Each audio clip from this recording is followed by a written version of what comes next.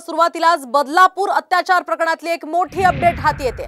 तर आरोपीवर पोक्सो कायद्याअंतर्गत कारवाई होणार असल्याचं आता समजतंय।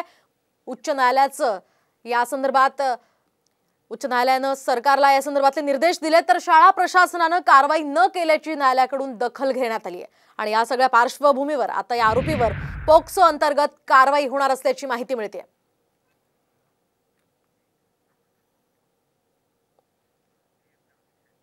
दरम्यान कोर्टानं चांगलेच खडेबोल सुनावलेले आहेत। नेमकं काय सरकारला कोर्टानं खडसावले आपण पाहूयात। प्रकरण गंभीर आहे, सरकार हलगर्जीपणानं वागू शकत नाही असं कोर्टाचं म्हणणं आहे। तर एफआयआर मध्ये शाळेच्या प्रशासनाची चूक होतीये असं सुद्धा कोर्टानं म्हटलंय।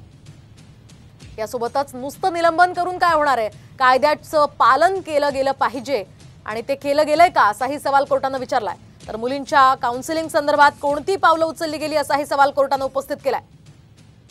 यासोबतच बदलापूर प्रकरणी अद्याप दुसऱ्या मुलीचा जबाब का नोंदवला गेला नाही असाही सवाल हायकोर्टानं विचारलाय।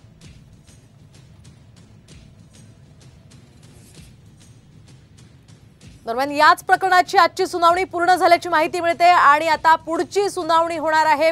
त्या सुनावणी वेळी काय नेमकं कोर्ट निर्देश देतं ते पाहणं अतिशय महत्त्वाचं असणार आहे। पुढील सुनावणी आता 27 ऑगस्टला या प्रकरणाची होणार आहे।